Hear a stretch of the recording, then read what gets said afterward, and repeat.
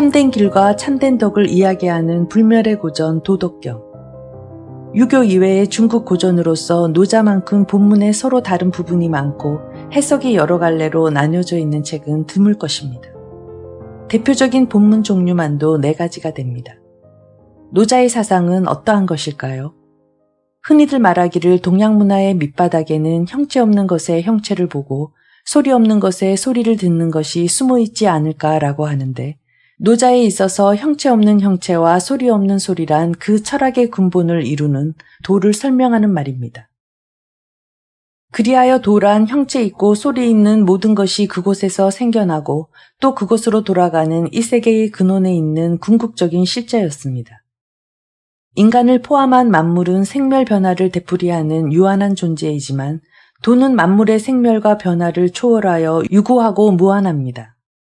유한한 존재인 인간이 유구무한의 실제인 이 도에 대해 근원적인 눈을 뜨게 되고 그 형체 없는 형체를 지그시 바라보고 그 소리 없는 소리에 차분히 귀를 기울일 때 자기가 본래 어떠한 존재이며 무엇을 해나가면 좋을까, 또 참으로 인간이 산다고 하는 일은 도대체 무엇일까 하는 것이 명백해진다고 가르치는 것이 노자 철학의 근본입니다.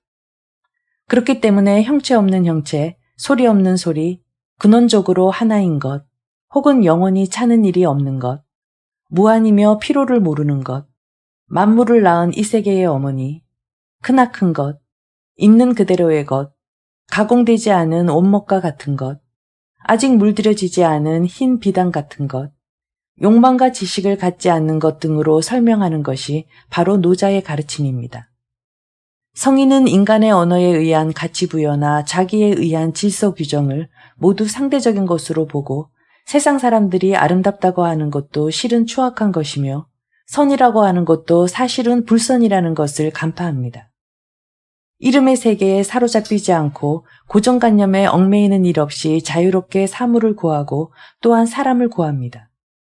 그래서 도덕경에는 고유명사가 한 번도 나타나지 않습니다. 그것은 시간과 공간을 초월한 영원하고도 보편적인 진리를 지향하고 노자에게 있어서 개개의 구체적인 인간과 한정된 지역의 이름 같은 것은 본질적인 관심사가 아니었기 때문입니다.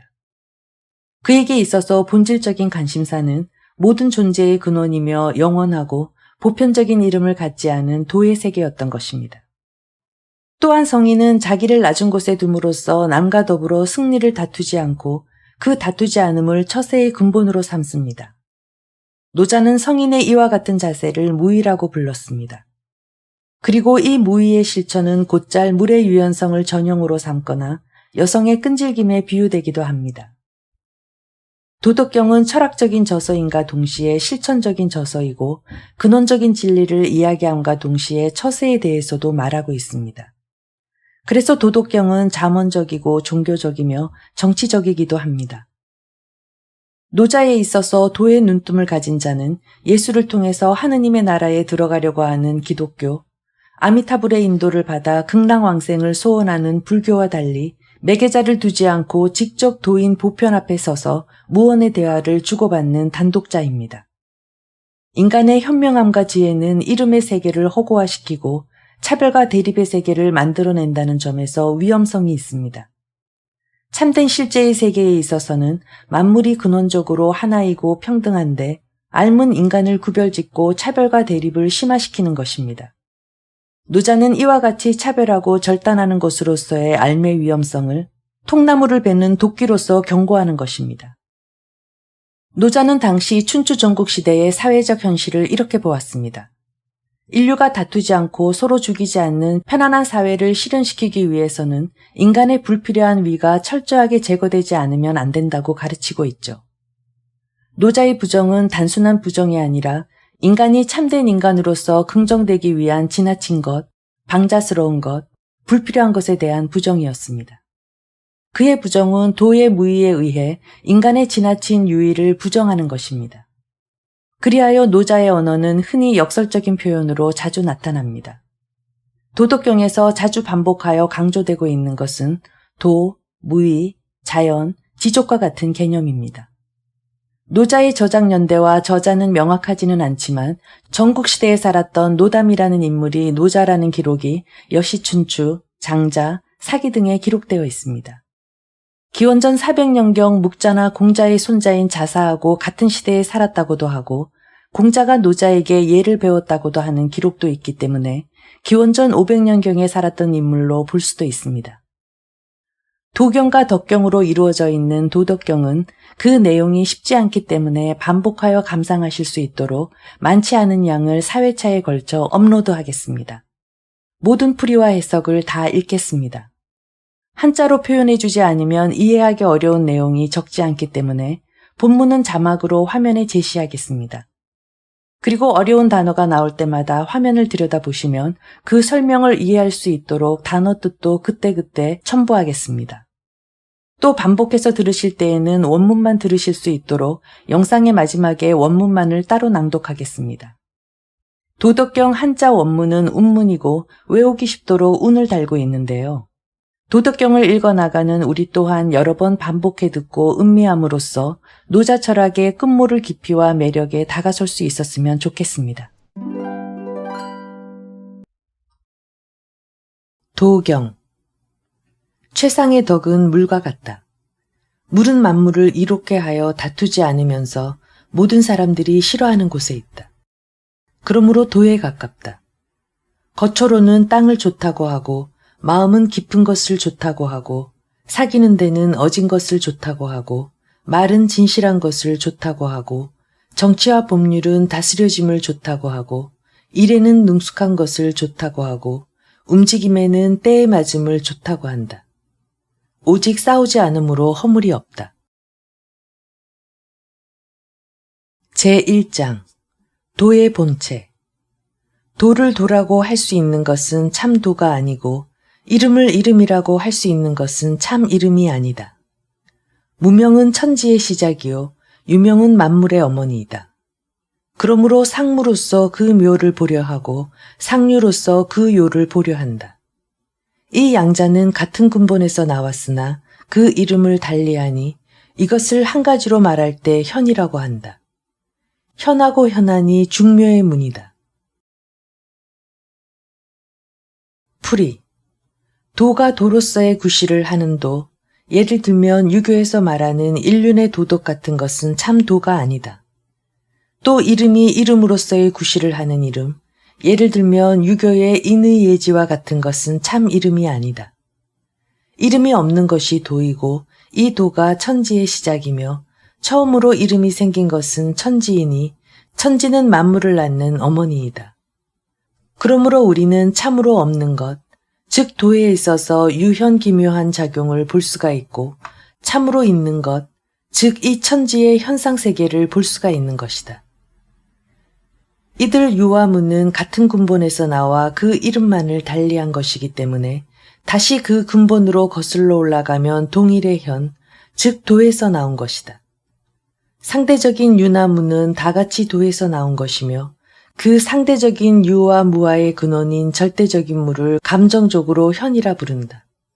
그런데 이 현이야말로 우주의 삼라만상을 낳은 최초의 문인 것이다. 해설.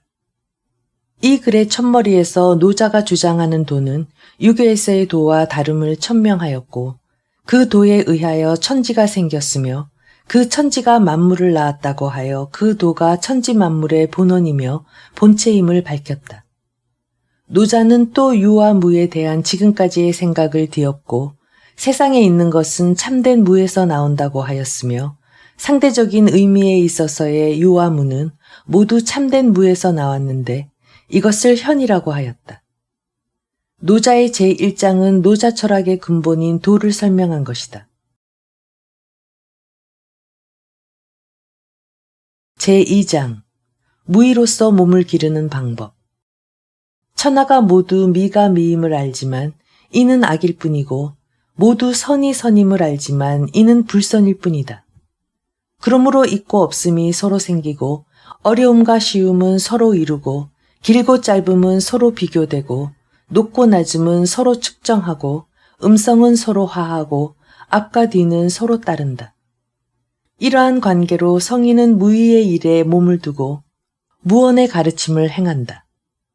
만물이 일어나도 막지 않고 생교도 갖지 않으며 어떤 일을 하더라도 의지하지 않고 공을 이루어도 그 자리에 앉지 않는다. 다만 앉지 않으니 이로써 떠나지도 않는 것이다. 풀이. 천하의 모든 사람들이 미를 미라고 인식하는 경우에는 반드시 악이 존재하며 또 모든 사람들이 선을 선이라고 인식하는 경우에는 반드시 불선이 존재한다.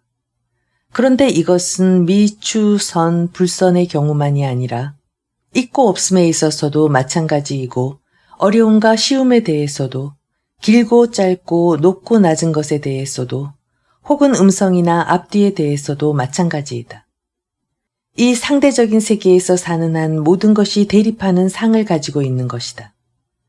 그리하여 그 대립상 중에 살고 그 대립상만을 보고 있는 한 참이라는 것은 이것을 파악할 수가 없는 것이다. 이와 같이 상대의 세계에 산다는 것은 무가치한 일이므로 성인은 무의의 세계에 몸을 두고 가르침을 베풀 경우에도 말로 나타내지 않는 가르침을 행하는 것이다. 만물이 발흥해도 억지로 이것을 잡아 그만두게 하려고 하지 않고 또 만물이 자기 힘에 의하여 생겨도 그것이 나의 덕이라고 생각하여 스스로 보존하여 지니려고도 하지 않는다. 일을 하더라도 능력을 뽐내지 않는다. 그뿐만 아니라 자기의 힘에 의해 어떠한 공이 이루어져도 자신을 그 공명의 지위에 두려고 하지 않는다. 이러한 것들이 인간 세상에 처하여 몸을 기르는 가장 좋은 방법이다. 모처럼 공을 이루어 놓고도 그 지위에 앉지 않는다는 것은 언뜻 보면 부질없는 일처럼 보일지 모르나 깊이 생각해보면 그 자리에 앉아있지 않았기 때문에 그 자리를 떠나야 한다는 걱정도 없어지는 것이다. 해설. 제1장에서 이미 도가 절대임을 설명하였으므로 이 장에서는 그것에 대하여 상대 세계에 사는 것이 잘못임을 말하고 있다. 그리고 상대 세계에 사는 것이 잘못임을 깨달았으면 이른바 사려자기로 일을 하는 것도 잘못인 줄 알아야 한다고 하였다. 그래서 무의, 즉 하는 일이 없는 것, 혹은 남과 다투지 않는 것이 사람의 몸을 기르는 방법이 된다는 것을 알아야 한다. 그렇기 때문에 주로 개인의 몸을 기른다는 취지로 가르치는 것이 이 장의 목적이다. 제3장 무의의 정치. 현능을 숭상하지 않으면 백성들로 하여금 다투지 않게 하고 얻기 어려운 재화를 귀하게 여기지 않으면 백성들로 하여금 도둑질하지 않게 하며 갖고 싶어하는 것을 보이지 않으면 백성들로 하여금 마음을 어지럽게 하지 않을 것이다. 이 까닭에 성인의 다스림은 그 마음을 비게 하여 그 배를 채우고 그 뜻을 약하게 하여 그 뼈를 튼튼하게 한다. 그리하여 항상 백성을 무지무욕하게 하고 이른바 아는 자로 하여금 아무것도 하지 못하게 한다. 이와 같이 무의를 행하면 다스려지지 않음이 없는 법이다. 풀이. 우리들이 꾀가 있는 사람이나 능력이 있는 사람을 소중히 여기므로 백성들이 경쟁심을 일으키게 된다. 처음부터 꾀 있는 자나 능력이 있는 자를 숭상하지 않는다면 백성들의 경쟁심에 의한 폐해는 없어질 것이다. 또 우리가 손에 넣기 힘든 재화와 보물을 귀하게 여기니까 그것을 갖고 싶어서 도둑질을 하는 자도 생기므로 그러한 물건을 애당초 귀하게 여기지 않으면 백성들은 도둑질을 하지 않는다. 그리고 우리가 가지고 싶어하는 물건을 전시하므로 백성들도 그것을 얻으려고 설치기 때문에 그 마음이 어지러워지는데 만일 그렇게 하지 않으면 백성들의 마음도 어지러워지지 않을 것이다. 이는 이른바 교활한 지혜를 배척하고 욕망을 버리는 것이 이 세상의 죄악을 제거하는 지름길임을 주장한 것인데 이것은 은근히 맹자에서 말한 현을 귀히 여기고 능을 부린다는 것에 반대한다는 뜻을 표명한 것이다. 그러므로 성인이 세상을 다스리는 방법은 백성들의 지식을 구하는 마음을 비게 하고 욕망을 다하려는 뜻을 약하게 하여 신체를 강건하게 하는 동시에 노자의 이른바 도를 체득하려는 마음을 왕성하게 하여 그것을 튼튼하게 보강해야만 한다.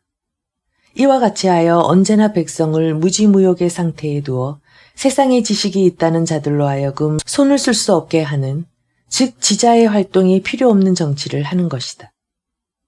이렇게 위정자가 무위의 정치를 행하기만 하면 천하는 저절로 잘 다스려지게 될 것이다. 해설. 노자의 도를 무라고 한다면 이것을 정치에 적용할 경우에는 무위의 정치를 주장하게 되는 것은 지극히 당연한 논리이다. 그런데 백성을 편안하게 하는 진정한 정치가 무위라고 한다면 백성들은 지능을 활용시키지 않는 것이 절대적으로 필요하게 된다. 이것을 가리켜서 후세 사람들은 말하기를 노자의 우민의 도라고 한다. 제4장 허의 작용. 도는 텅 비었지만 이를 활용해도 항상 차지 않으며 깊고 깊어서 만물의 근본과 같다. 도는 만물의 예리한 끝을 꺾어 그 분을 풀고 그 빛을 부드럽게 하여 그 티끌에도 뒤섞이니 깊고 깊어서 무엇인가가 있는 것 같다. 내가 누구의 아들인지 모르겠으나 천재보다 앞선 것 같다. 풀이. 도는 텅 빈 것이기는 하지만 이것을 활용한다고 해도 그 활동이 다하는 일은 결코 없다. 도는 참으로 깊고 깊어서 만물의 근본인 것처럼 보이고 혹은 개어있는 물처럼 깊고 고요하여 그 가운데 무엇인가 있는 듯이 느껴진다. 또한 도는 누구의 자식인지 그 출처도 모른다. 그러나 도 자신이 최초의 산모이므로 그것은 천재 이전의 존재인 듯하다. 이 글의 상이나 사는 무엇인 듯하다는 뜻인데 도의 실체를 파악하기 어려워서 이러한 표현 방식을 취한 것이다. 도를 파악하기란 상당히 힘들지만 그것을 체득한 사람은 먼저 자기의 지능, 재능 따위를 눌러야 하고 또 실이 엉킨 것 같은 인간의 생각을 풀어야 한다. 즉 인간의 문명 같은 것에 기뻐하지 말아야 하고 번쩍거리는 빛, 즉 자기의 재주, 명예 등에 대하여 자랑하는 마음을 배척해야 하며 티끌처럼 보이는 세상의 속된 무리와 발걸음을 맞추어 나아가야 하니 독선적이고 고고한 태도는 버려야 하는 것이다. 해설. 이 장에서 노자는 도의 활동이 무한하고 도의 깊이는 매우 깊으며 도는 천지에 앞서서 있는 존재인데 이와 같은 도를 체득한 사람이 마땅히 갖추어야 할 덕용에 대해 논술하였다. 도의 본체를 설명하여 그 도를 체득한 자가 어떠한 태도를 견지하고 있는가 또는 견지할 것인가를 논술한 것이다. 도의 본체에 대하여 도는 텅 빈 것이기는 하지만 그 활용에는 한도가 없다. 더욱이 이 도는 제1장에도 있듯이 우주의 근본이므로 천지에 앞선 최초의 것임에 대한 것이다. 그리고 이 도를 체득한 자는 이른바 화강동진이라 할 수 있으니 결코 자기의 재주와 지혜 등을 과시하여 우쭐대고 있는 자가 아니라고 말하고 있다. 이 장은 전장에 이어 무의자연이 성인의 마음이고 또 천지의 정신임을 주장하고 또 그의 무의의 작용은 진실로 무한한 것임을 주장하였다.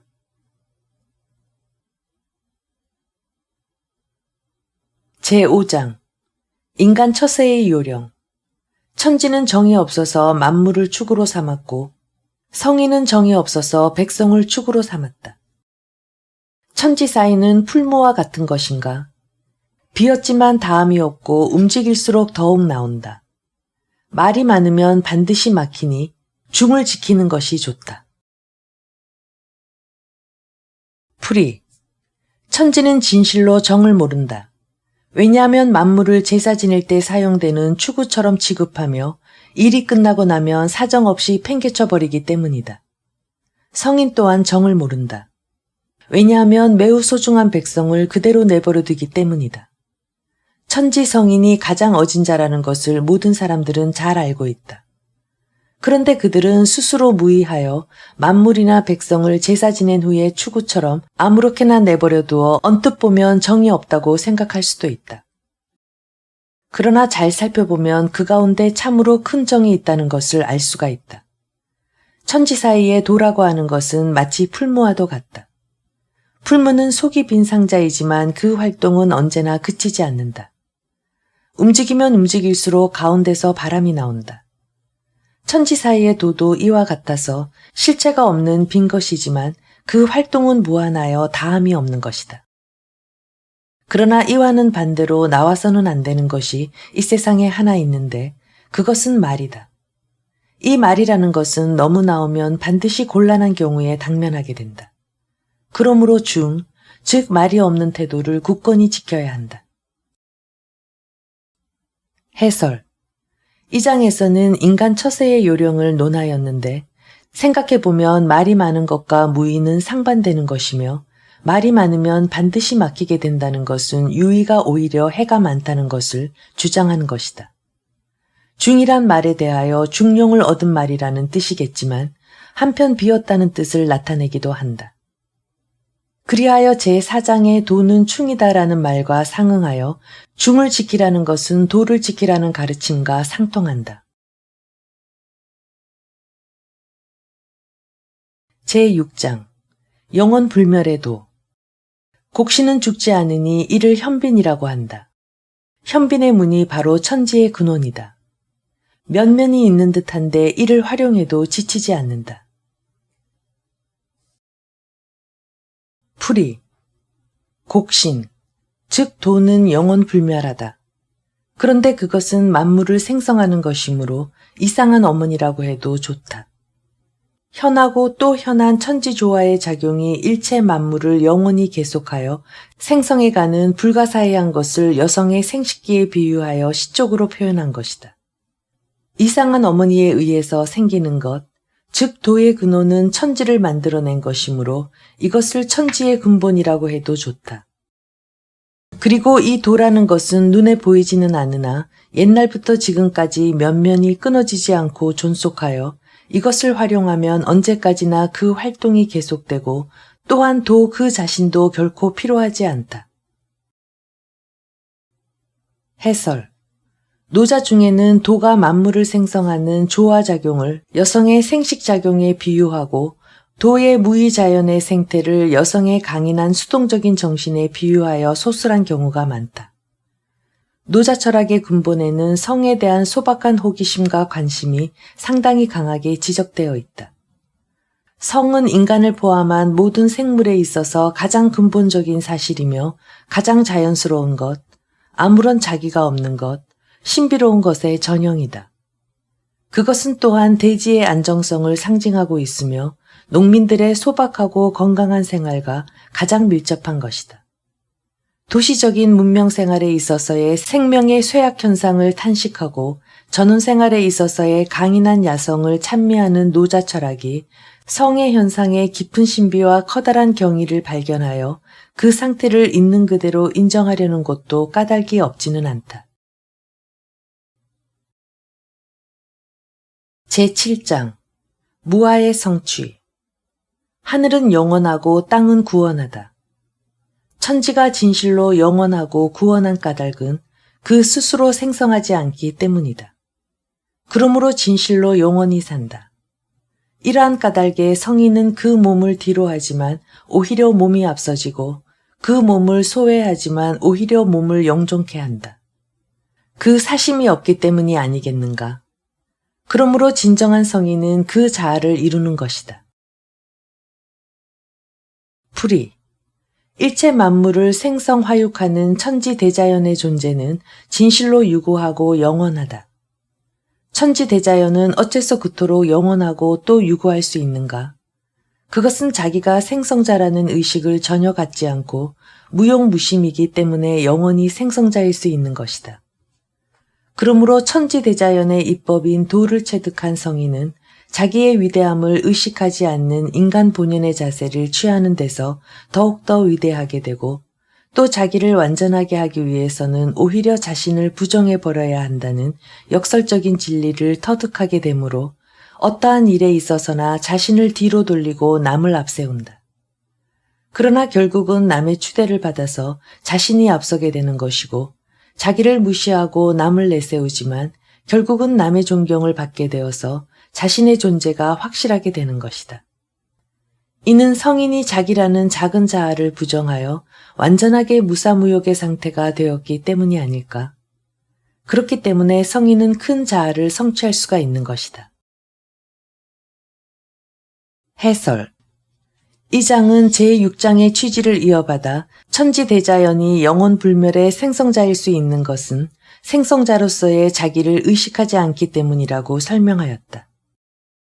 한편 그와 마찬가지로 진실로 위대한 지도자가 지도자 의식을 부정하고 참으로 위대한 자아는 무아라는 것이다.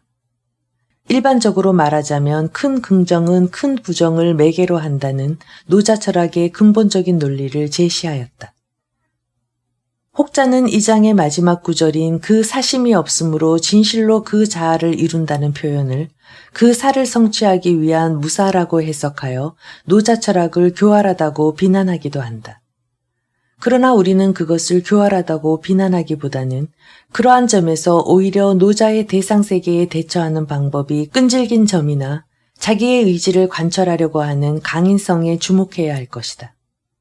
그것은 단순 명쾌하게 시비곡직을 가리는 입장에서 보면 음험하고 교활하다고 하겠지만 무리를 하지 않는 인생, 무너지지 않는 자기의 확립을 최상으로 삼는 입장에서 보면 자연스럽기도 하고 순진하기도 하다. 그것은 직선적인 자아의 실현이 아니라 곡선적인 자기 관찰이고 능동적인 강인성을 존경하는 저돌적인 처세가 아니라 수동적인 강인성을 소중히 여기는 탄력성 있는 처세이다. 노자의 노라는 것은 어린 티가 나지 않고 노련한, 즉 인생의 풍소를 견뎌내 원숙해졌다는 뜻이다. 그래서 흔히 혈기왕성한 젊은이의 기회와 생각한 대로 숨기거나 꾸미지 않고 행동으로 나타내는 입장에서 보면 우유부단한 것으로 보이고 비굴하고 교활하게도 보인다. 그러나 그 비굴과 교활은 단순한 비굴과 교활이 아니고 인생의 노성자로서의 담담한 영지이니 겉으로 볼 수 없는 침착하고 끈기 있는 노련한 처세이다. 거기에는 대상세계의 움직임에 자기의 움직임을 허심탄회하게 맞춰 나가면서도 결코 자기를 잃는 법이 없는 유연한 강인성이 있으며 모든 것을 내던지고 있으면서도 어느 것에도 끄떡하지 않는 대담하고 강한 정신이 있다. 그리하여 여기서 로고스, 즉 이성의 세계를 지상으로 생각하는 인간과 로고스의 세계에서 카오스의 세계를 응시하는 인간과의 생활이 다른 것을 생각해 볼 수 있을 것이다. 로고스의 세계를 지상으로 삼는 인간에게 있어서 카오스를 근저로 응시하는 인간의 생활은 극히 이해하기 어렵고 소름이 끼치며 뻔뻔스럽기조차 하다. 노자 철학의 끝모를 깊이와 매력이 여기에 있으며 중국 민족의 행동과 사고를 서구적인 그곳으로 풀 수가 없는 근원의 하나가 여기에 있다고 말할 수 있다. 제8장 무의무심한 물의 선덕. 최상의 덕은 물과 같아. 물은 만물을 이롭게 하여 다투지 않으면서 모든 사람들이 싫어하는 곳에 있다. 그러므로 도에 가깝다.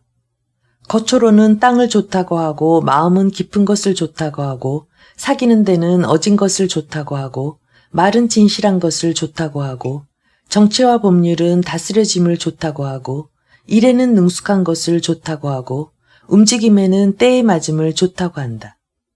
오직 싸우지 않으므로 허물이 없다. 풀이, 최상에서는 물과 같은 것이다.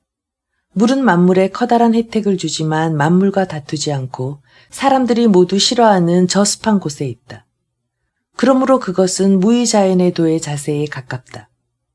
선이라고 하면 겉으로서는 땅이가 좋고 마음의 자세로서는 목과 같이 깊은 것이 좋고 친구로서는 어진이가 좋고 말로서는 진실한 것이 좋고 정치와 법률은 세상이 잘 다스려지는 것이 좋고 일을 처리함에는 유능한 것이 좋고 행동으로서는 시기에 맞는 것이 좋다.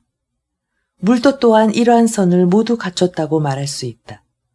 즉 땅 위에 있어서는 안정되어 있고 깊이 담겨져 못을 이루고 만물에게 혜택을 주며 또한 사랑을 베풀고 있다. 물이 위대한 것은 만물에 순응하여 다투지 않는다는 점에 있는데 이렇게 싸우지 않으므로 과실이 없어서 누구한테 꾸중을 들을 까닭도 없다. 도의 체득자, 즉 성인의 자세도 이와 같은 것이다. 해설. 이 장에서는 남을 위하여 크게 기여하면서도 남의 천대와 모욕을 참으며 결코 자기를 주장하지 않고 변명도 하지 않는 성인의 처세를 강조하고 있다. 그런데 이것은 우리들에게 예수의 말씀인 온유한 자는 복이 있나니 저들은 대지를 이어받을 것이다 라는 말을 상기시키게 할 것이다. 또 바울의 말인 각자는 겸손으로서 서로 남을 나보다 낫다고 하라.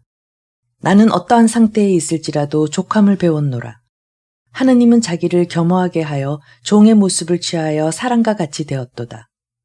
혹은 아우구스티누스에게 하느님의 본질을 물었을 때 그가 대답한 유명한 말인 첫째도 겸손, 둘째도 겸손, 셋째도 겸손이라는 말을 상기할 것이다. 겸손 또는 다투지 않는 덕을 주장하는 점에서는 노자도 기독교와 비슷한 점을 많이 가지고 있다. 그러나 그 다투지 않는 덕이 무엇에 근본을 두고 무엇에 의도하여 가르쳐졌는가 하는 점에서 양자는 입장을 크게 달리하고 있다. 기독교의 다투지 않는 덕은 말할 것도 없이 하느님의 사랑과 지혜에 근본을 둔다. 그러나 노자의 다투지 않는 덕은 하느님의 사랑과 지혜에 근본을 둔 것은 아니다. 노자는 하느님이라는 인격적인 절대자의 존재를 부정할 뿐만 아니라 사랑이나 지혜 같은 인간적 냄새가 나는 말까지도 동시에 부정한다. 그는 인격적인 하느님 대신에 비인격적인 도를 내세우고 인간의 사랑이나 지혜 대신에 일체의 인간적인 것을 차단하는 비정한 무의자연을 가르치는 것이다. 노자의 이른바 다투지 않는 덕이 일체의 인위적인 것의 부정, 즉 무의자연의 철학을 근본으로 하고 있는 것은 이 장에서 물이 도의 비유로서 거론된 것으로 보았어도 상징적으로 알 수가 있다. 물은 인간처럼 자기적인 마음을 갖지 않고 사랑의 감정도 지혜의 활동도 갖고 있지 않다. 물은 참으로 무심하고 자연 그대로이다. 그것이 무심이고 자연이므로 도에 가깝다고 하였는데 가깝다고만 하고 같다고 하지 않은 것은 양자 사이에 유형과 무형의 차이가 있기 때문이다. 노자에게 있어서 인이라는 것은 인지, 인간의 욕망을 가리키는 말인데 인간 싸움의 모든 싸움은 인지와 인욕의 소산일 뿐이다. 따라서 인간이 싸움이 없는 사회를 실현하려면 싸움의 근원인 인지와 인욕을 억제하여 흐르는 물 같은 자연스러운 존재인 무의무심을 지향할 수밖에 도리가 없을 것이다. 노자의 다투지 않는 덕은 이와 같은 일체의 인위적인 경영의 부정과 무의자연의 철학을 그 근본으로 하고 있는 것이다. 제9장 천도의 가르침.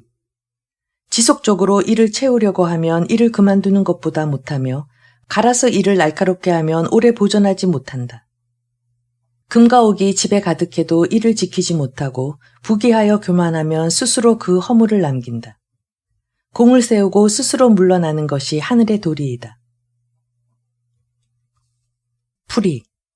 그릇에 물을 채울 경우에 너무 가득 넣으면 물이 가득한 채로 오래 지속할 수 없으므로 적당한 선에서 물 채우기를 그만두는 것이 좋다. 또 칼 같은 것을 갈아서 그 날을 날카롭게 세울 때도 역시 이와 같아서 만족해 할 줄을 모르고 너무 날카롭게 하려고 하면 그대로 오래 보존할 수 없으므로 중도에서 만족하여 너무 날카롭지 않게 가는 것이 좋다. 앞에서의 비유와 마찬가지로 인간도 금이나 옥 같은 재보가 집안에 가득하여 넘칠 정도가 되면 언제까지나 이것을 지킬 수는 없다. 부귀한 자리에 앉아 교만하고 뽐내게 되면 가득한 물이 넘치고 날카로운 칼이 무뎌지는 것처럼 언젠가는 자연히 어떠한 과실을 남기게 될 것이다. 봄은 봄의 일을 끝내면 그 자리를 여름에 양보하니 이것은 하늘의 법칙이다. 이와 같이 인간도 공명을 성취한 후에는 자기 몸도 그 공명의 지위에서 물러나는 것이 천도에 맞는 인간의 도이다. 천도라고 하는 것은 천지의 도 혹은 천지자연의 이치를 말한 것인데 그저 천이나 도 혹은 이라고 부른다. 이는 인간계와 자연계를 관통하는 영원불멸의 진리, 자연의 법칙, 필연의 입법 등을 의미하는 말이다. 해설. 이 장에서는 인간의 과욕을 경계하여 겸허하게 천도에 순응할 것을 말하고 있다. 중국 민족에 있어서 천도는 모든 진리의 근원이고 인간의 모든 행위의 궁극적 준칙이었다. 그러한 의미에서 천도는 기독교의 하느님이 유럽 사람들에 대하여 가졌던 것과 같은 구실을 중국인에 대해서도 가졌다고 볼 수 있다. 그것은 기독교의 하느님처럼 절대자는 아니었지만 중국인이 자기의 행동 원리를 언제나 거기서 발견하여 그들이 자신의 어리석음과 교만을 엄격하게 자각하며 그 앞에서 부끄러워하고 반성하고 뉘우치게 함으로써 자기의 본래적인 모습을 깨닫게 하는 비인격적인 절대자였다. 인간을 부정적으로 초월하는 데서 인간을 고하여 인도하는 존재로서의 기독교적인 하느님을 가지지 못한 중국 민족은 그 하느님을 대신하는 것으로서의 하늘의 도를 가지고 있었던 것이다. 그들은 인간의 비참한 상태에 전율을 느끼고 자신의 삶의 자세에 두려움과 의욕을 느낄 때마다 하늘을 우러러보고 하늘에 부르짖고 하늘의 도에 질문하였다. 노자는 공을 이룬 뒤에 몸이 물러나고 나머지가 있는 것을 덜어서 부족한 것을 보충하고 만물을 이롭게 하여 해하지 않는 겸의 처세를 거기서 배웠다. 공자는 논어 수리편에 말하기를 하늘이 나에게 덕을 내리셨는데 환태가 나를 어찌하리요 라고 하였고 헌문편에 말하기를 나를 알아주는 것은 역시 저 하늘이다 라고 하였으며 자한편에 말하기를 그러나 하늘이 이 도를 버리려 하지 않을진데 땅의 사람들이 나를 어찌하리요 라고 하였으니 중국인들의 생활은 모두 하늘의 도에 그 근원을 두고 있었던 것이다. 제10장 현묘한 덕. 영백을 타고 하나를 안아 진실로 떨어지지 않는다면 정기를 오로지 하여 유연한 자세를 이루어 진실로 영화가 될 것인가? 마음속을 깨끗하게 하여 흠이 없게 할 것인가? 백성을 사랑하고 나라를 다스려서 진실로 무의를 행할 것인가? 천문을 열고 닫아 진실로 여성이 될 것인가? 명백사달하여 진실로 무지할 수 있을 것인가? 이를 낮게 하고 기르되 낮고도 소유하지 않고 행하고도 자랑하지 않고 장성시키되 주제하지 않으니 이것을 현덕이라고 한다. 풀이, 활발한 생명활동을 하고 있는 인간의 육체, 말하자면 생명이라는 수레를 타고 무의의 도를 꼭 껴안아 그 도에서 조금 더 떠나지 않는다면 어떨까? 그것이 가장 좋을 것이다. 다른 일에 정신을 팔지 않고 다만 한 가지 일에 마음을 집중하면 심신이 더할 나위 없이 유연해져서 그 순진한 품이 마치 어린아이와 같다. 어린아이가 놀 때는 다른 잡념은 없는데 그것은 마음을 언제나 한 곳에 집중하기 때문이고 또 어린아이는 몸이 유연한데 그것이 이른바 치유이다. 요컨대 인간은 잡다한 세상 일에 마음을 쓰지 말고 오직 도를 체득하기에 힘써야 한다는 것이다. 또 현묘한 거울과도 같은 사람의 마음속에 여러 가지 망령된 생각을 깨끗이 씻어내어 털끝만한 상처도 남기지 않아야 한다. 그리고 백성을 사랑하고 나라를 다스릴 때에는 인위적인 잔재주를 버리고 무의자연의 도에 따라서 행하는 것이 가장 현명한 것이다. 인간의 영지의 근원인 마음의 신통력이 대상세계의 자세에 따라 혹은 열리고 혹은 닫히면서 마치 여성과도 같은 유연성과 불사신과도 같은 용기와 끈기를 갖는 것이다. 또 한편 모든 사리에 명백히 통달해 있으면서도 마치 아무것도 모른다는 듯이 철저하게 바보 노릇을 하는데 이것이야말로 가장 겸손한 태도가 아닐까? 지금까지 주장해온 무의자연의 도가 이 세상에 삼라만상을 만들고 또한 길렀다. 그러나 이 세상의 사람들처럼 그것을 자기의 것이라고 주장하여 독차지하려고 하지 않았을 뿐만 아니라 그렇게 큰 사업을 성취하였어도 오히려 자기가 한 일을 조금도 자랑하지 않았다. 또한 그것들을 낳는데 그치지 않고 그 만물을 주재하여 제멋대로 요리하려고 하지 않았다. 이렇듯 위대하면서도 겸손한 자, 그것을 우리는 현덕이라고 하는 것이다. 해설.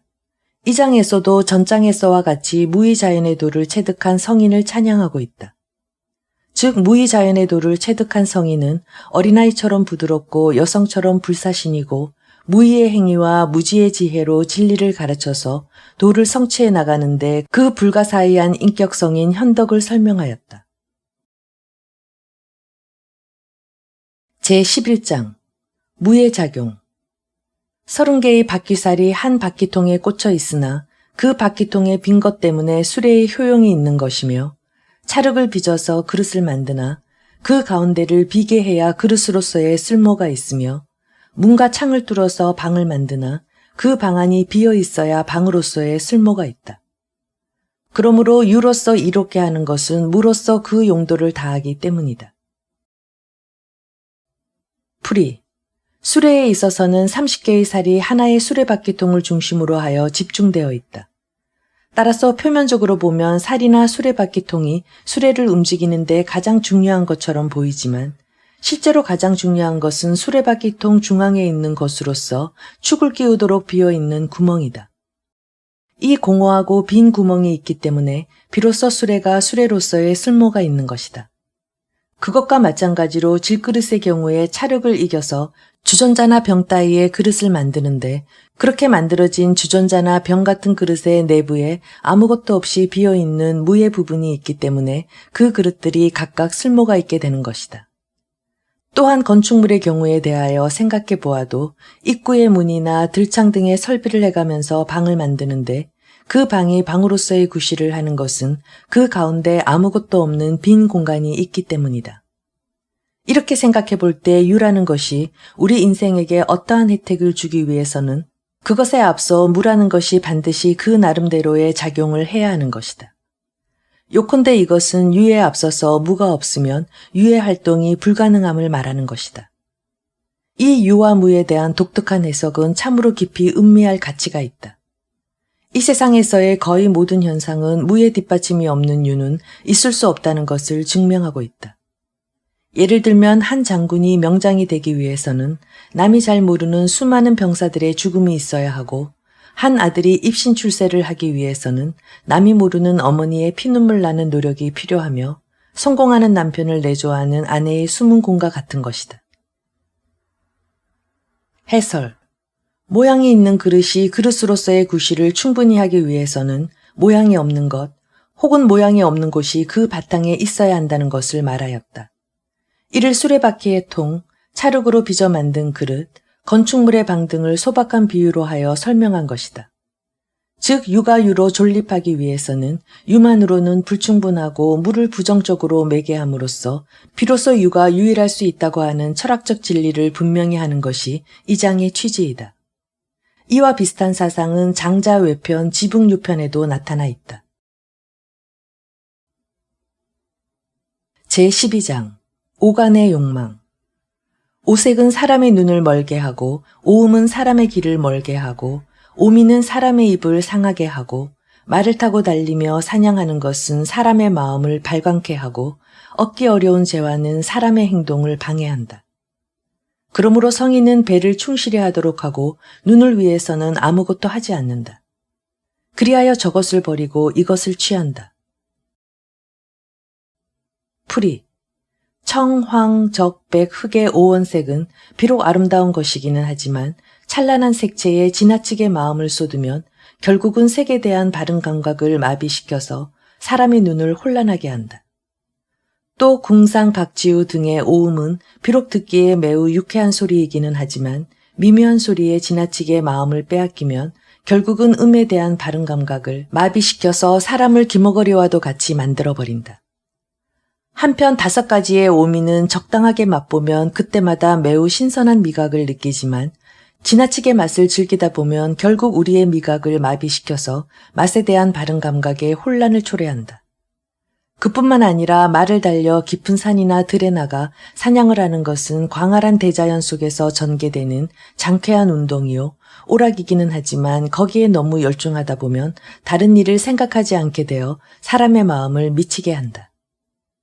또 손에 넣기 어려운 재화라든가 보물도 물론 그것들을 잘 활용하면 우리 생활을 윤택하게 하지만 재화를 얻는 일에만 몰두하다 보면 인간으로서의 바른 행동을 하는데 방해가 되어 마침내는 여러 가지 죄까지 범하게 만든다. 이와 같이 인간의 오간의 욕망에 사로잡히면 결국은 그 본성이 마비되어 버리고 마는 것이다. 그러므로 성인은 배를 충실히 하여 저력을 기르는 일에 힘쓰고 감각적인 욕망을 충족하려는 천박한 행동은 하지 않는 것이다. 해설. 이 장에서는 인위적이고 외형적인 물질 문명이 인간의 소박한 감관을 해치고 있음을 지적하고 있다. 눈부시게 찬란한 빛, 시끄러운 음악소리, 잡다한 맛은 문명의 소산이다. 특히 현대인은 이러한 감각적이고 관능적인 물질 문명에 마비되고 있다. 현대인들은 배를 채워 삶의 충실을 기하지 않고 말초신경의 자극만을 추구하다 죽어가고 있다. 병들어 창백한 도시 문명, 관능적인 태폐 문화 속에서 사람들은 태양빛과 대지 속에서 돋아나는 삶을 상실하고 있다. 이에 노자는 병들고 타락한 상태에서 벗어나 소외된 인간을 되찾고 신선한 자연으로 돌아가라고 설명하고 있다. 제13장 내 몸을 소중히.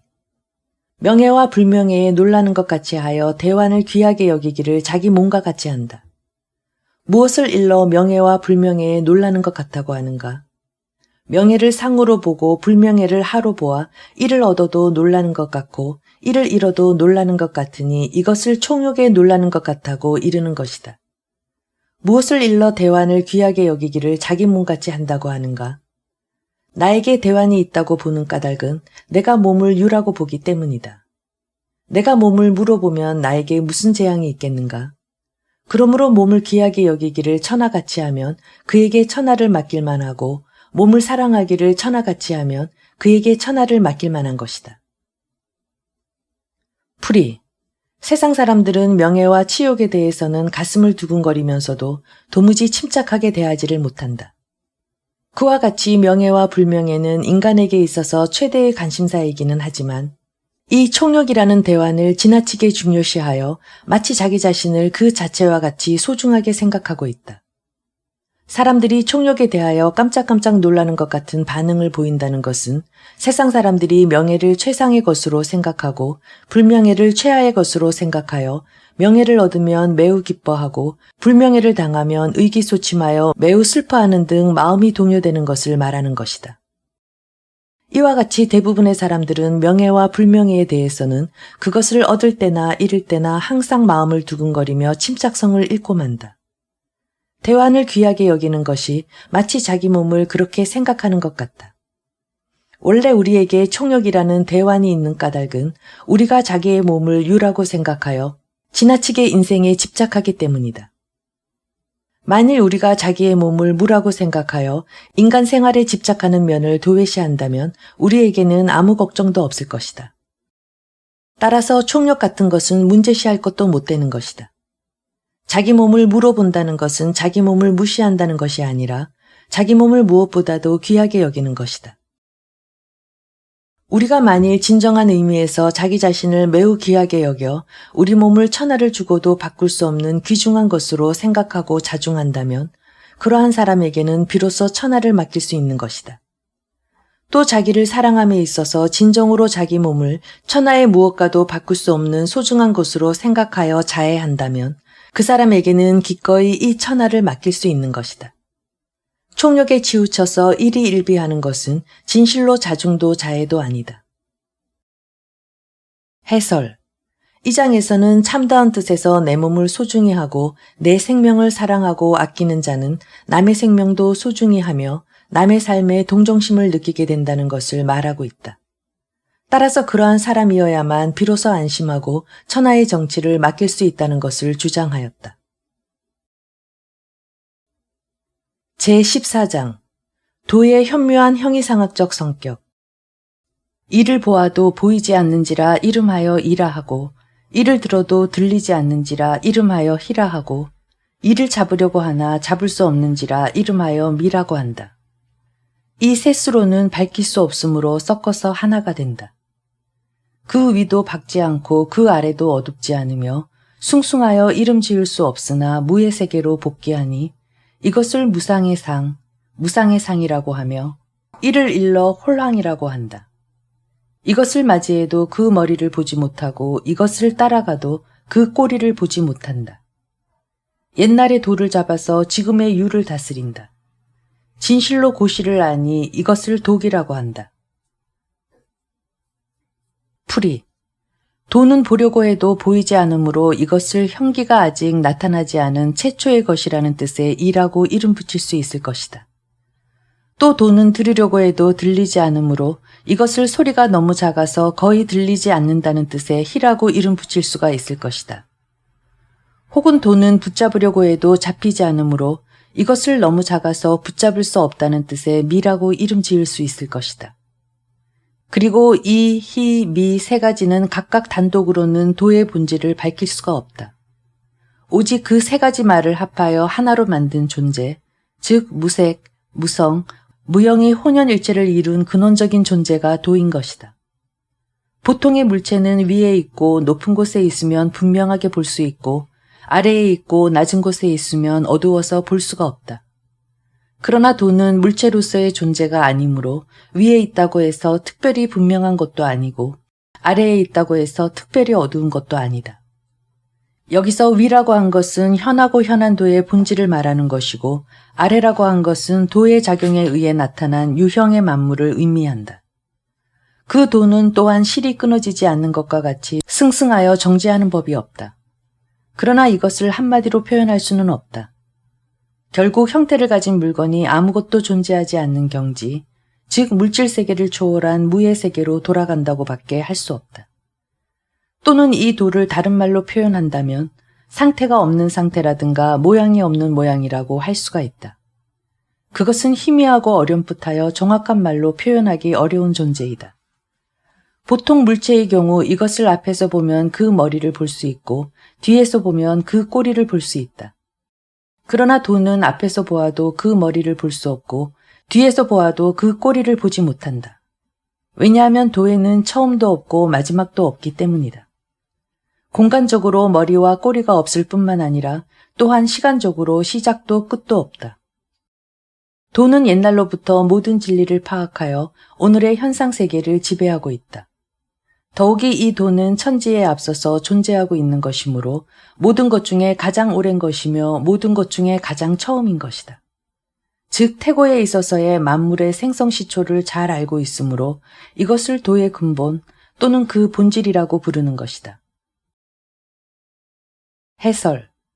이 장은 노자의 이른바 도를 철학적으로 설명하는 장으로서 제1장과 25장과 함께 옛날부터 특히 유명한 부분이다.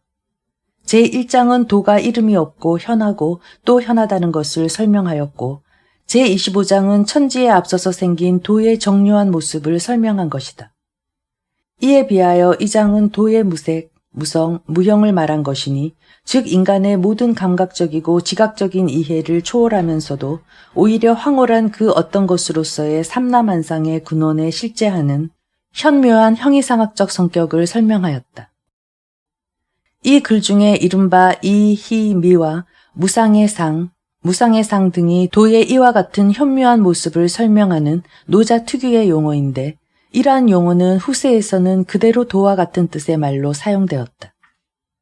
한편 이 장은 위에서 말한 바와 같이 노자의 도를 설명하는 문장으로서 가장 특징적인 생각과 독특한 표현을 갖고 있으면서 초기의 도가의 문헌에도 자주 인용되었고 후세의 도가의 사상가로서 이것을 조슬한 문장도 적지 않다.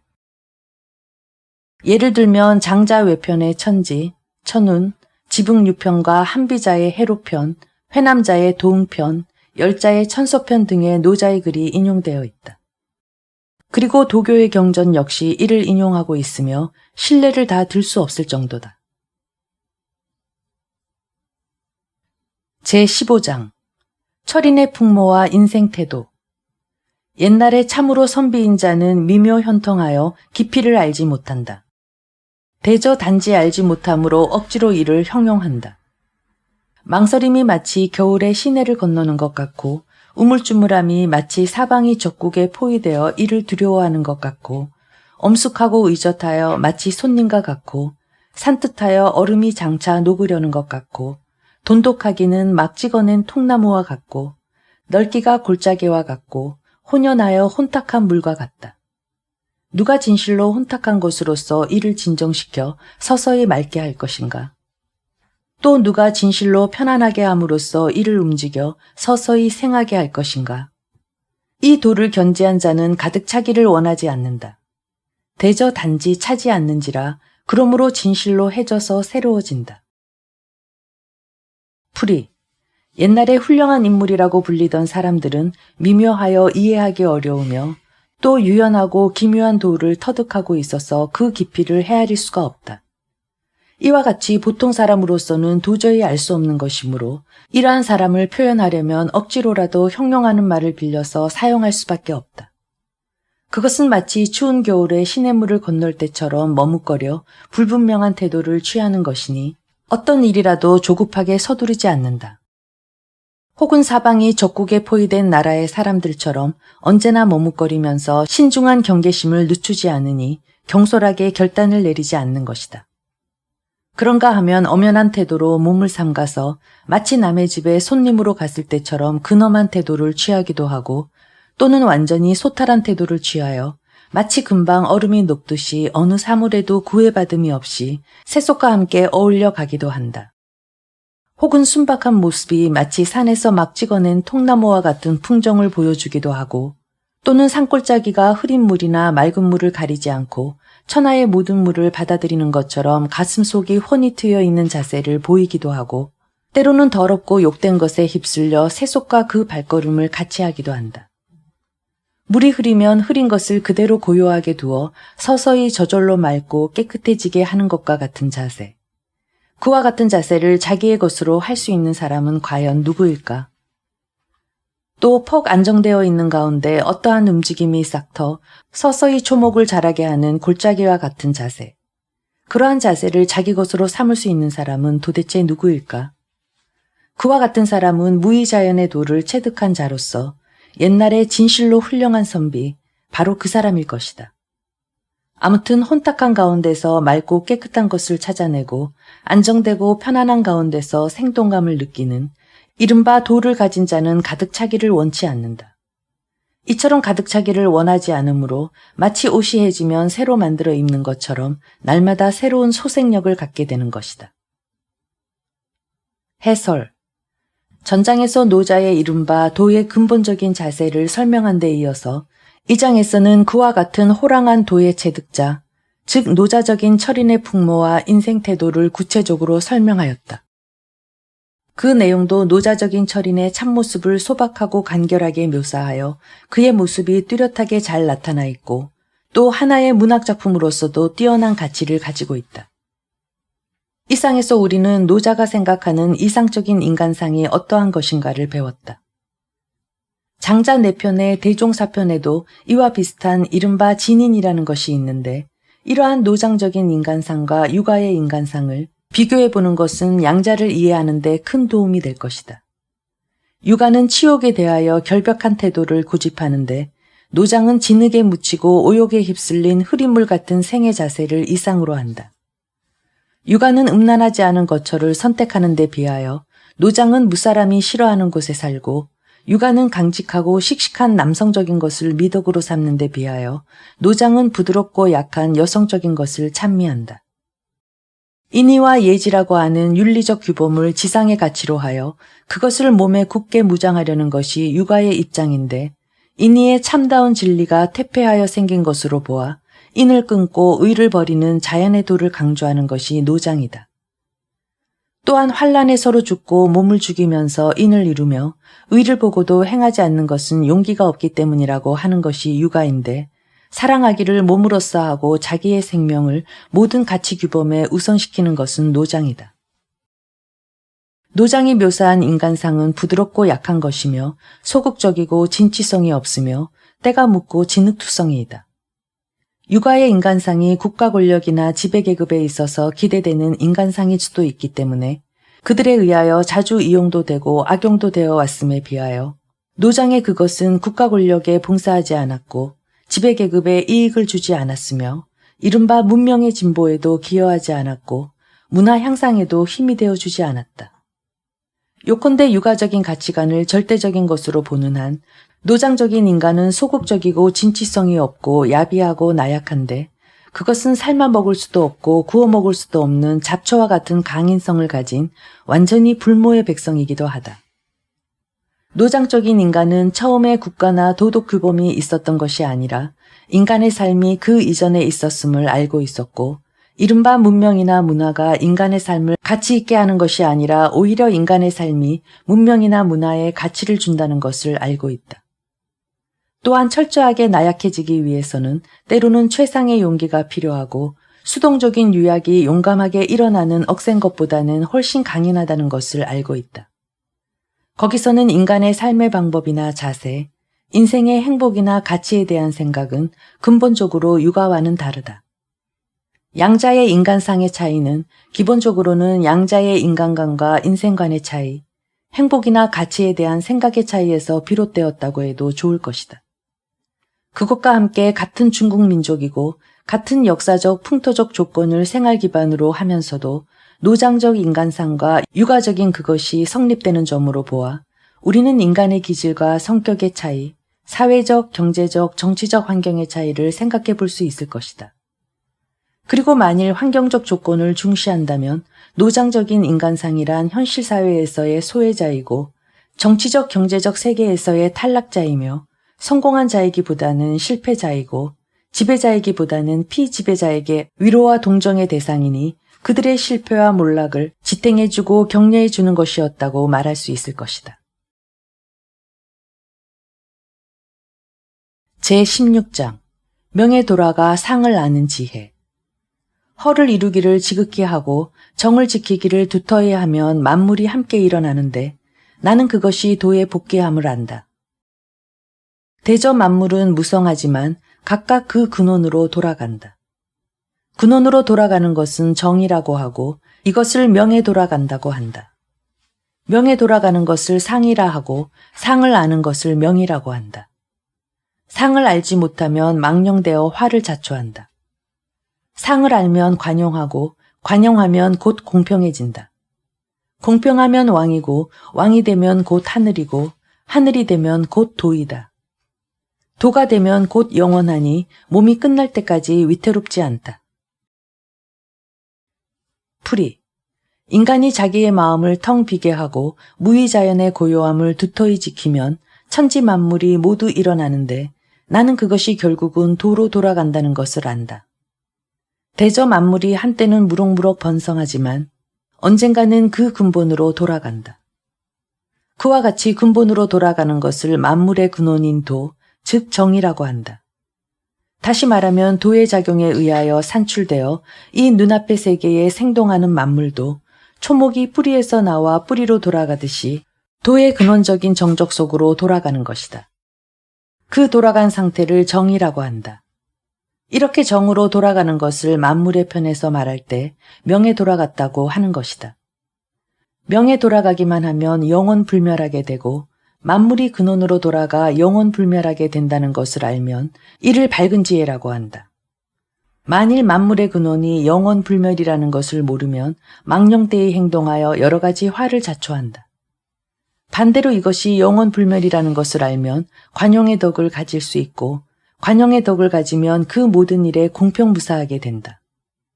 공평무사하게 되면 왕자의 덕을 갖출 수 있고 왕자의 덕을 갖추면 그 마음이 하늘처럼 광대하게 되고 그렇게 되면 무의의 도와 하나가 된다.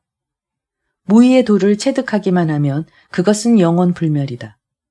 이 영원불멸의 무의의 도 속에서 일생 동안 편안하게 살아갈 수 있는 것이다.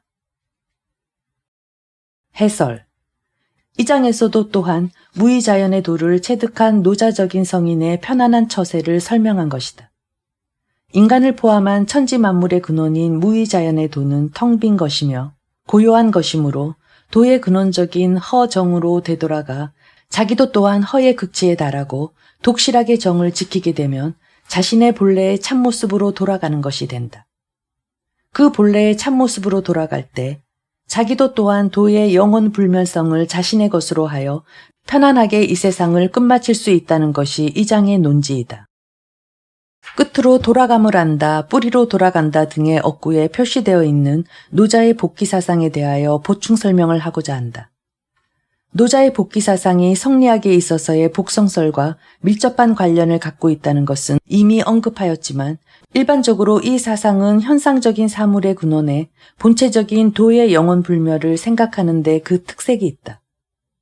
즉 모든 사물은 그 자체로서 유한하고 불완전하지만 그 존재의 근원에 무한하고 완전한 도를 바탕으로 하고 있어서 도와는 연속적인 본말의 관계에 놓여 있다는 것이다.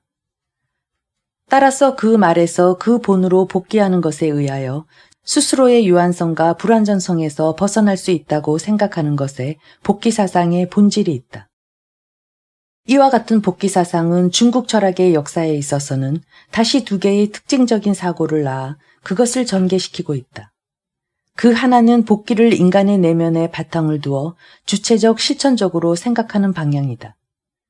이는 인간의 마음은 본래 청정하고 원만하지만 후천적으로는 여러 가지 욕망이나 지식에 의해 어지럽혀져 있으므로 인간의 지혜와 욕망을 버리고 본래적인 청정 원만으로 돌아가야 한다는 생각이다. 당나라의 이고와 그것을 계승한 성리학의 복성설 등이 그 대표적인 것인데 중국의 불교나 도교의 수양론은 기본적으로 모두 이러한 입장에 서 있다고 하겠다. 다른 하나는 복기를 고금이라고 하는 시간의 추이 속에서 역사적으로 생각하는 방향이다. 이는 과거의 시대를 도가 완전히 실현되었던 지덕의 세상으로 보고 현재를 타락 혹은 훨씬 못한 불완전한 시대로 보아 불완전한 현재에서 완전한 옛날로 돌아가야 한다는 생각이다. 이른바 복고 혹은 상고 사상이 그것인데 요순시대의 성인이 실제하였다고 믿어서 옛 성인의 도를 향해 복기를 주장하는 유교 사상은 그 가장 대표적인 예이다. 노자의 복기 사상도 또한 이 두 가지의 방향을 갖는데 그것은 두 가지 방향의 생각을 원형적으로 보여주고 있다는 점에서 중요한 뜻을 갖는다.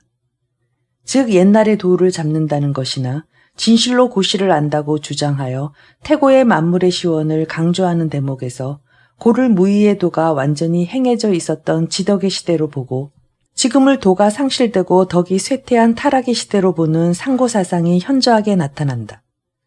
그리하여 지금을 버리고 옛날로 돌아가려고 하는 역사적인 복귀 사상이 명확하게 표시되어 있다. 또 이 장에서와 같이 만물이 자신의 근원으로 복귀하는 존재임을 주장하듯이 다른 장에서 영화로부터의 복귀, 박으로부터의 복귀, 무물으로의 복귀, 명으로의 복귀를 주장하는 그 속에는 인간 내면성의 근원의 도의 영원 불멸을 응시하고 그 영원 불멸의 도에 돌아가는 것에 의해 본래적인 자기의 자세, 절대적인 인간의 삶의 태도를 실현하려고 하는 주체적, 실천적인 복귀 사상이 소박한 표현이기는 하지만 명확하게 잘 설명되어 있다. 노자의 복귀 사상은 이러한 의미에 있어서 중국의 실천윤리나 종교 사상에 관심을 갖는 자의 주목을 끄는 것이다. 노자의 보이는 이와 같은 복귀 사상은 장자 중에서도 찾아볼 수 있는데 예를 들면 대종사편에 너는 진으로 돌아갔는데 우리는 아직도 사람이구나 라는 것과 내편 응제왕편에 새기고 다듬은 것에서 소박한 것으로 돌아간다는 것 등이 그러한 사상의 표현이라고 할 수 있다. 노자가 도에 돌아갈 것을 강조하는 데 반하여 장자는 도와 함께 간다는 것을 강조하는데 같이 도를 논하면서도 돌아간다는 생각과 함께 간다는 생각에 양자의 차이점이 특징 지어져 있다고 생각된다. 제17장 백성에 임하는 성인의 자세. 태상은 아래에서 이것이 있음을 알 뿐이고 그 다음은 친하여 이를 칭찬하고 그 다음은 이를 두려워하고 그 다음은 이를 업신여긴다. 그러므로 믿음이 부족하면 신뢰를 받지 못하는 것이다. 유연하게 그 말을 잊으며 공을 이루고 일을 성취하니 백성이 모두 나를 자연이라고 한다. 백성을 다스리는 지배자는 백성이 단지 그 존재만을 알고 있을 뿐 그 존재를 특별히 고맙거나 두렵게 의식하지 않도록 하는 것이 최상이다. 백성들이 그 존재에 대해 친밀감을 느끼고 또 그의 지적을 찬양하게 되는 것은 제2급의 지배자이다. 다음은 제3급의 지배자인데 백성은 지배자들에 대하여 아무런 친밀감도 갖지 않고 다만 법이 정하는 바에 따라 두려워하고 생각을 가지고 복종하고 있을 뿐이다. 이 경우 백성들은 지배자를 존경하는 마음이 없으므로 묵묵히 복종하는 듯하나 진심으로 복종하지는 않는다. 오늘날 대부분의 국가의 정부와 국민의 관계는 이와 같은 것이다. 최하급의 지도자라는 것은 백성의 신뢰도, 칭찬도, 존경도 받지 못하고 오히려 그들의 경멸을 받을 뿐이다. 지배자에게 언행이 일치하는 성실성이 부족하면 백성의 신뢰를 받지 못한다. 그런데 무위인 성인인 나는 유유히 말없는 정교를 행한 결과 화육의 공을 완전하게 하여 큰 일을 성취하게 되는데 이러한 나를 백성들은 모두 있는 그대로 행하는 자라고 생각한다. 해설. 무위자연의 정치를 육아의 덕지주의 및 법가의 법치주의와 비교하여 설명하였다. 이 장에서 특히 주목할 점은 노자의 이른바 있는 그대로, 즉 자연이라는 것인데 이것에 대하여 약간의 설명이 필요하다. 자연이란 나의 계획을 버리는 것이니 인위적인 잔재주를 부정하는 것인데 본래적으로 있는 그대로라는 것이다. 노자는 우선 자연을 천지조화의 구체적인 움직임에서 본다. 천지조화의 움직임은 우리 인간들처럼 일을 꾸미고 잔재주를 부린다거나 자기를 의식하고 부당하게 압력을 가하는 일도 없다. 또한 자기의 행위를 사랑과 정의에 의해 규범짓지도 않고 권력이나 형벌을 이용하여 위협하지도 않는다. 그러나 인간의 힘이 미치지 못하는 위대한 일을 이루고 있다. 천지는 단지 있는 그대로 존재하여 말을 하거나 떠들거나 하는 일도 없지만 봄이 되면 초목이 싹트고 여름이 되면 가지와 잎이 무성해지고 가을이 되면 풍성하게 결실을 맺는다. 노자는 만물의 이와 같은 생성화육의 모양을 천지조화의 움직임으로 보고 자연으로서 이해한 것이다. 그리하여 그 생성화육의 가장 순수한 모양을 도시의 문명, 문화에 오염되지 않은 자연과 사냐의 상태 속에서 확인한다.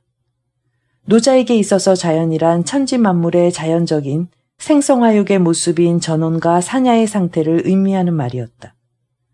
인간도 또한 자기의 계획을 버리고 이와 같은 천지조화의 자연을 자기의 본래적인 자세로 할 때 인간의 지혜와 욕망의 추악함에서 해방된 자세를 실현할 수 있다고 노자는 생각했다. 본래적인 자세란 자기 계획에 얽매이지 않는 인간의 자세인데 그러한 자세를 가지는 인간, 즉 무의의 성인이 되어야만 비로소 천지조화의 경영을 제대로 자기의 경영으로 할 수 있다는 것이 노자의 실천 논리이다. 이리하여 노자의 자연은 인간의 내면성과도 깊은 관계를 가지기 때문에 자기 계획을 버리는 것이 전적으로 마음의 문제로서 중시하게 되는 것이다. 따라서 자연은 있는 그대로의 마음의 작용을 표현한 말이기도 하다. 다음은 지금까지 읽은 내용의 원문 전체입니다. 제1장 도의 본체. 도를 도라고 할 수 있는 것은 참 도가 아니고 이름을 이름이라고 할 수 있는 것은 참 이름이 아니다. 무명은 천지의 시작이요 유명은 만물의 어머니이다. 그러므로 상무로서 그 묘를 보려 하고 상류로서 그 요를 보려 한다. 이 양자는 같은 근본에서 나왔으나 그 이름을 달리하니 이것을 한 가지로 말할 때 현이라고 한다. 현하고 현안이 중묘의 문이다. 제2장 무의로서 몸을 기르는 방법. 천하가 모두 미가 미임을 알지만 이는 악일 뿐이고 모두 선이 선임을 알지만 이는 불선일 뿐이다. 그러므로 있고 없음이 서로 생기고 어려움과 쉬움은 서로 이루고 길고 짧음은 서로 비교되고 높고 낮음은 서로 측정하고 음성은 서로 화하고 앞과 뒤는 서로 따른다. 이러한 관계로 성인은 무의의 일에 몸을 두고 무언의 가르침을 행한다. 만물이 일어나도 막지 않고 생겨도 갖지 않으며 어떤 일을 하더라도 의지하지 않고 공을 이루어도 그 자리에 앉지 않는다. 다만 앉지 않으니 이로써 떠나지도 않는 것이다. 제3장 무의의 정치. 현능을 숭상하지 않으면 백성들로 하여금 다투지 않게 하고 얻기 어려운 재화를 귀하게 여기지 않으면 백성들로 하여금 도둑질하지 않게 하며 갖고 싶어하는 것을 보이지 않으면 백성들로 하여금 마음을 어지럽게 하지 않을 것이다. 이 까닭에 성인의 다스림은 그 마음을 비게 하여 그 배를 채우고 그 뜻을 약하게 하여 그 뼈를 튼튼하게 한다. 그리하여 항상 백성을 무지무욕하게 하고 이른바 아는 자로 하여금 아무것도 하지 못하게 한다. 이와 같이 무의를 행하면 다스려지지 않음이 없는 법이다. 제4장 허의 작용. 도는 텅 비었지만 이를 활용해도 항상 차지 않으며 깊고 깊어서 만물의 근본과 같다. 도는 만물의 예리한 끝을 꺾어 그 분을 풀고 그 빛을 부드럽게 하여 그 티끌에도 뒤섞이니 깊고 깊어서 무엇인가가 있는 것 같다. 내가 누구의 아들인지 모르겠으나 천재보다 앞선 것 같다. 제5장 인간 처세의 요령. 천지는 정이 없어서 만물을 축으로 삼았고 성인은 정이 없어서 백성을 축으로 삼았다. 천지 사이는 풀무와 같은 것인가? 비었지만 다함이 없고 움직일수록 더욱 나온다. 말이 많으면 반드시 막히니 중을 지키는 것이 좋다. 제6장 영원 불멸의 도. 곡신은 죽지 않으니 이를 현빈이라고 한다. 현빈의 문이 바로 천지의 근원이다. 면면이 있는 듯한데 이를 활용해도 지치지 않는다. 제7장 무아의 성취. 하늘은 영원하고 땅은 구원하다. 천지가 진실로 영원하고 구원한 까닭은 그 스스로 생성하지 않기 때문이다. 그러므로 진실로 영원히 산다. 이러한 까닭에 성인은 그 몸을 뒤로하지만 오히려 몸이 앞서지고 그 몸을 소외하지만 오히려 몸을 영존케 한다. 그 사심이 없기 때문이 아니겠는가? 그러므로 진정한 성인은 그 자아를 이루는 것이다. 제8장 무의무심한 물의 선덕. 최상의 덕은 물과 같아. 물은 만물을 이롭게 하여 다투지 않으면서 모든 사람들이 싫어하는 곳에 있다. 그러므로 도에 가깝다. 겉으로는 땅을 좋다고 하고 마음은 깊은 것을 좋다고 하고 사귀는 데는 어진 것을 좋다고 하고 말은 진실한 것을 좋다고 하고 정치와 법률은 다스려짐을 좋다고 하고 일에는 능숙한 것을 좋다고 하고 움직임에는 때에 맞음을 좋다고 한다. 오직 싸우지 않으므로 허물이 없다. 제9장 천도의 가르침. 지속적으로 일을 채우려고 하면 일을 그만두는 것보다 못하며 갈아서 일을 날카롭게 하면 오래 보존하지 못한다. 금과 옥이 집에 가득해도 일을 지키지 못하고 부귀하여 교만하면 스스로 그 허물을 남긴다. 공을 세우고 스스로 물러나는 것이 하늘의 도리이다. 제10장 현묘한 덕. 영백을 타고 하나를 안아 진실로 떨어지지 않는다면 정기를 오로지 하여 유연한 자세를 이루어 진실로 영화가 될 것인가? 마음속을 깨끗하게 하여 흠이 없게 할 것인가? 백성을 사랑하고 나라를 다스려서 진실로 무의를 행할 것인가? 천문을 열고 닫아 진실로 여성이 될 것인가? 명백사달하여 진실로 무지할 수 있을 것인가? 이를 낮게 하고 기르되 낮고도 소유하지 않고 행하고도 자랑하지 않고 장성시키되 주제하지 않으니 이것을 현덕이라고 한다. 제11장 무의 작용. 30개의 바퀴살이 한 바퀴통에 꽂혀 있으나 그 바퀴통에 빈 것 때문에 수레의 효용이 있는 것이며 찰흙을 빚어서 그릇을 만드나 그 가운데를 비게 해야 그릇으로서의 쓸모가 있으며 문과 창을 뚫어서 방을 만드나 그 방 안이 비어 있어야 방으로서의 쓸모가 있다. 그러므로 유로서 이롭게 하는 것은 무로서 그 용도를 다하기 때문이다. 제12장 오간의 욕망. 오색은 사람의 눈을 멀게 하고 오음은 사람의 귀를 멀게 하고 오미는 사람의 입을 상하게 하고 말을 타고 달리며 사냥하는 것은 사람의 마음을 발광케 하고 얻기 어려운 재화는 사람의 행동을 방해한다. 그러므로 성인은 배를 충실히 하도록 하고 눈을 위해서는 아무것도 하지 않는다. 그리하여 저것을 버리고 이것을 취한다. 제13장 내 몸을 소중히. 명예와 불명예에 놀라는 것 같이 하여 대환을 귀하게 여기기를 자기 몸과 같이 한다. 무엇을 일러 명예와 불명예에 놀라는 것 같다고 하는가? 명예를 상으로 보고 불명예를 하로 보아 이를 얻어도 놀라는 것 같고 이를 잃어도 놀라는 것 같으니 이것을 총욕에 놀라는 것 같다고 이르는 것이다. 무엇을 일러 대환을 귀하게 여기기를 자기 몸같이 한다고 하는가? 나에게 대환이 있다고 보는 까닭은 내가 몸을 유라고 보기 때문이다. 내가 몸을 물어보면 나에게 무슨 재앙이 있겠는가? 그러므로 몸을 귀하게 여기기를 천하같이 하면 그에게 천하를 맡길 만하고 몸을 사랑하기를 천하같이 하면 그에게 천하를 맡길 만한 것이다. 제14장 도의 현묘한 형이상학적 성격. 이를 보아도 보이지 않는지라 이름하여 이라 하고 이를 들어도 들리지 않는지라 이름하여 히라 하고 이를 잡으려고 하나 잡을 수 없는지라 이름하여 미라고 한다. 이 셋수로는 밝힐 수 없으므로 섞어서 하나가 된다. 그 위도 밝지 않고 그 아래도 어둡지 않으며 숭숭하여 이름 지을 수 없으나 무의 세계로 복귀하니 이것을 무상의 상, 무상의 상이라고 하며 이를 일러 홀황이라고 한다.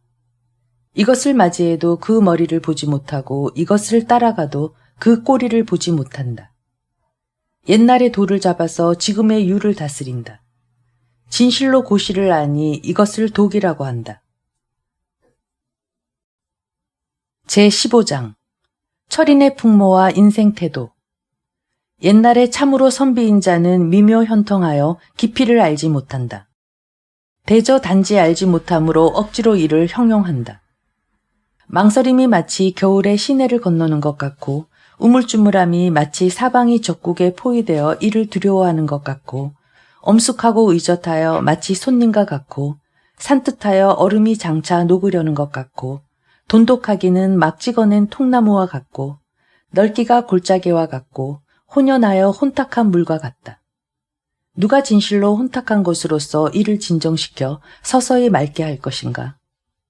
또 누가 진실로 편안하게 함으로써 이를 움직여 서서히 생하게 할 것인가? 이 도를 견지한 자는 가득 차기를 원하지 않는다. 대저 단지 차지 않는지라 그러므로 진실로 해져서 새로워진다. 제16장 명에 돌아가 상을 아는 지혜. 허를 이루기를 지극히 하고 정을 지키기를 두터이 하면 만물이 함께 일어나는데 나는 그것이 도의 복귀함을 안다. 대저 만물은 무성하지만 각각 그 근원으로 돌아간다. 근원으로 돌아가는 것은 정이라고 하고 이것을 명에 돌아간다고 한다. 명에 돌아가는 것을 상이라 하고 상을 아는 것을 명이라고 한다. 상을 알지 못하면 망령되어 화를 자초한다. 상을 알면 관용하고 관용하면 곧 공평해진다. 공평하면 왕이고 왕이 되면 곧 하늘이고 하늘이 되면 곧 도이다. 도가 되면 곧 영원하니 몸이 끝날 때까지 위태롭지 않다. 제17장 백성에 임하는 성인의 자세. 태상은 아래에서 이것이 있음을 알 뿐이고 그 다음은 친하여 이를 칭찬하고 그 다음은 이를 두려워하고 그 다음은 이를 업신여긴다. 그러므로 믿음이 부족하면 신뢰를 받지 못하는 것이다. 유연하게 그 말을 잊으며 공을 이루고 일을 성취하니 백성이 모두 나를 자연이라고 한다. 백성을 다스리는 지배자는 백성이 단지 그 존재만을 알고 있을 뿐 그 존재를 특별히 고맙거나 두렵게 의식하지 않도록 하는 것이 최상이다. 백성들이 그 존재에 대해 친밀감을 느끼고 또 그의 지적을 찬양하게 되는 것은 제2급의 지배자이다. 다음은 제3급의 지배자인데 백성은 지배자들에 대하여 아무런 친밀감도 갖지 않고 다만 법이 정하는 바에 따라 두려워하고 생각을 가지고 복종하고 있을 뿐이다. 이 경우 백성들은 지배자를 존경하는 마음이 없으므로 묵묵히 복종하는 듯하나 진심으로 복종하지는 않는다. 오늘날 대부분의 국가의 정부와 국민의 관계는 이와 같은 것이다. 최하급의 지도자라는 것은 백성의 신뢰도, 칭찬도, 존경도 받지 못하고 오히려 그들의 경멸을 받을 뿐이다.